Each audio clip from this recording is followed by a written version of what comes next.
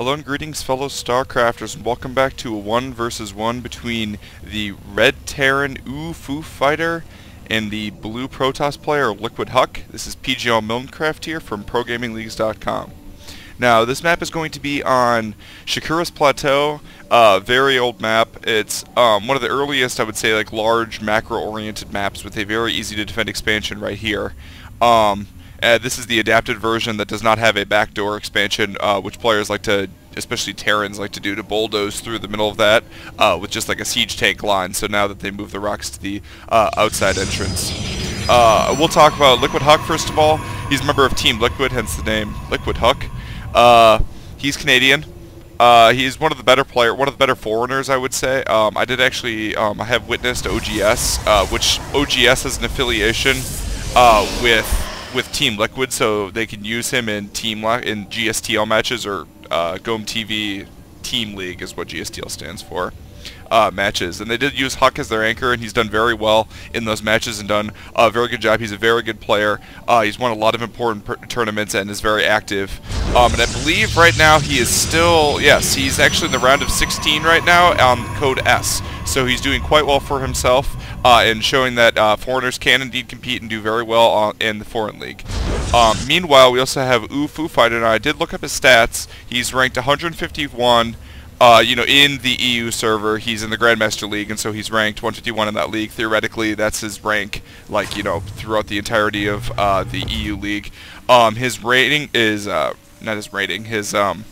his ladder match total is 83 and 66, so it's a pretty good win rate for matches that get that difficult up in Grandmaster League. Now, it appears that OoFooFighter... he's not going to lose an SCV, is he? Okay. It appears that OoFooFighter is, in fact, going for a gasless fast expand, and we should be, as soon as he gets to 400 minerals, we'll be getting a command center there. Looks like Huk is going to keep his probe alive. Huk, very famous as I say that, it looks like he's actually going to lose it to the Marine. But Huk, very famous for keeping his probe alive for a very long time. Oh, wow, is he going to keep it? No, looks like it's going to get taken out. Huk normally quite good at keeping his probe alive. In that case, the Marine just spawned at the wrong time, and he got headed off by the two SCVs, and it got taken out. So he wasn't able to do anything about that.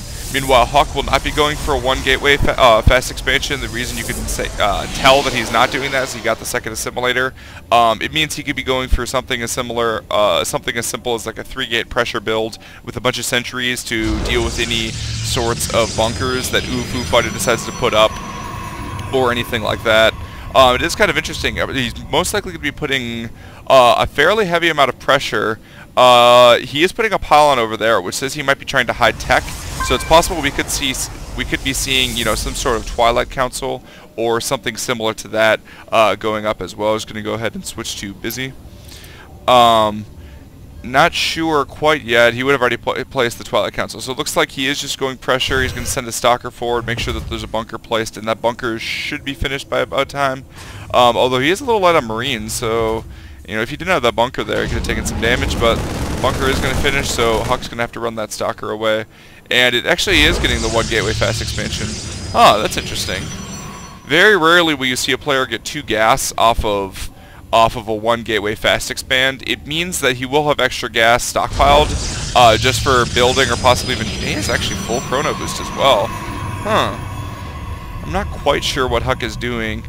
I can only imagine he's going to keep building a bunch of sentries and try to get a bunch of sentries out. Huk, very good with force fields. Wants to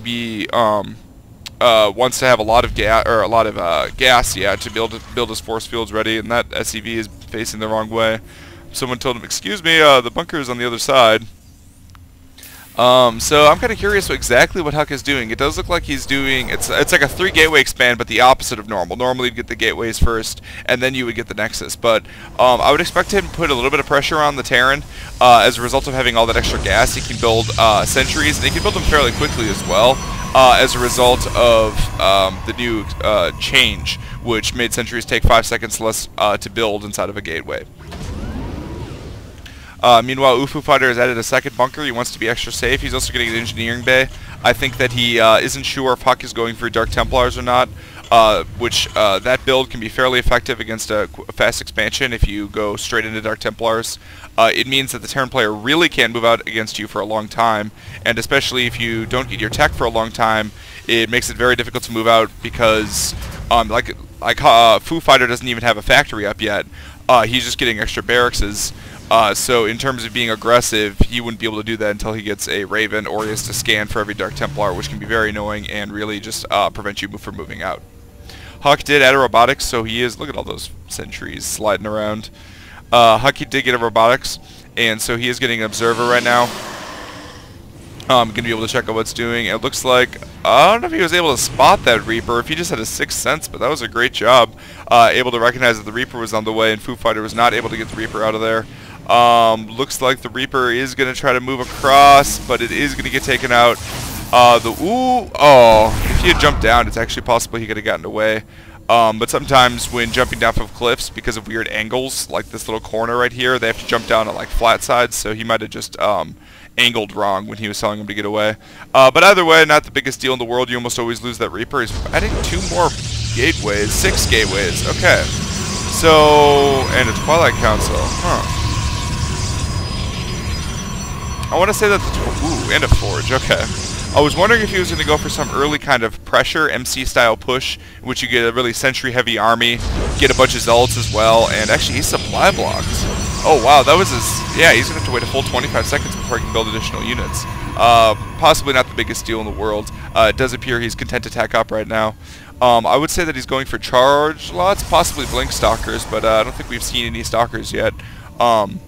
So, at a minimum, if he is going for blink stalkers, then it's not for any sort of short-term push. And the scan is going to see all 6 gateways, however, it is not going to see any of his tech, which is in fact hidden back. And he is in fact going for charge lots and armor. Super standard against Terran players. It's very effective. When you get armor on top of your zealots, they become very difficult to take down for both Marines and Marauders, because they just fire so quickly when they're stimmed. It reduces the damage by just, like, you know, a lot, right? Well, I mean, it's reduces it by 20%, but it's or 15% rather, but it's a big 15%. OoFooFighter is indeed getting a Ghost Academy. That is the correct response to this situation, as the natural follow-up would be Templar. And we're going to go ahead and just follow his army moving out there. And actually, if Huk doesn't move that... Yep, he's dead. That Stalker's dead. Huk didn't recognize the army was moving out, so he lost that Stalker. And actually, Huk, it looks like Huk was actually planning on moving out as well, or at least wanted to place that to be able to either spot drops or just be, you know, do some sort of quick counterattack. Doing a scan just to see what he's doing. Those are a bunch of full energy sentries, so it'd be very difficult for OoFooFighter to move out here.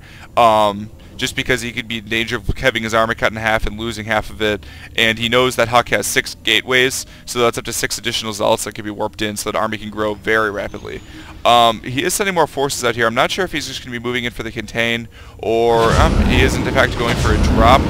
That observer is going to spot it.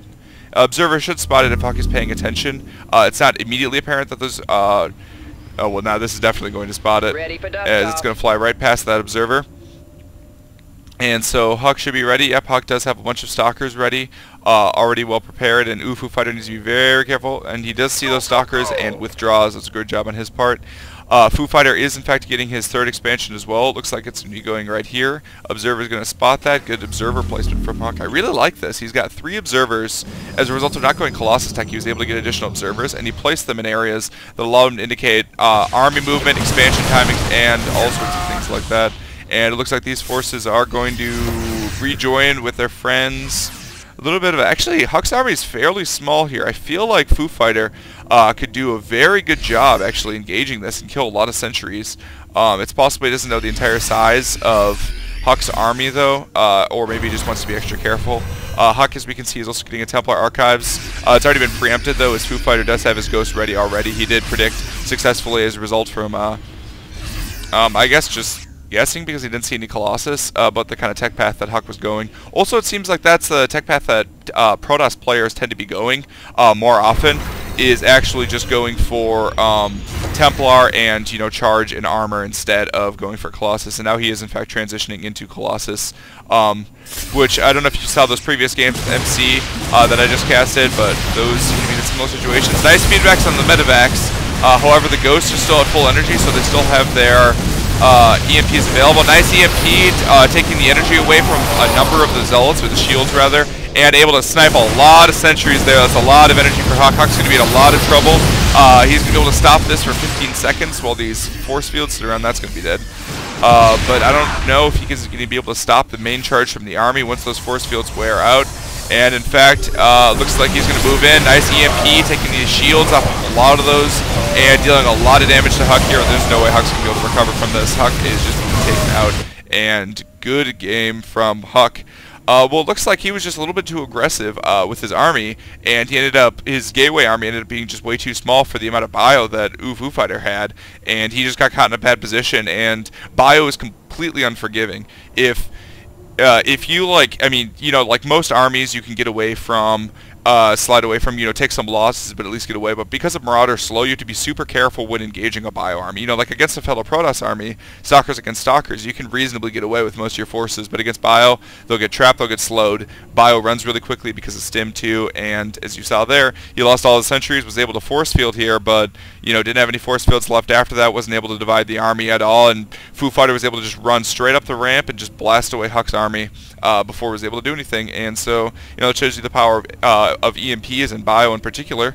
And actually, I believe he did have an upgrade advantage as well. He was 1-1 as opposed to 0-1 for Huck. And so that was a great job from OoFooFighter. Caught Huck transitioning into Colossus. And, well, this is just a one-off game, but I hope you enjoyed it. This is PGL Milncraft, signing off.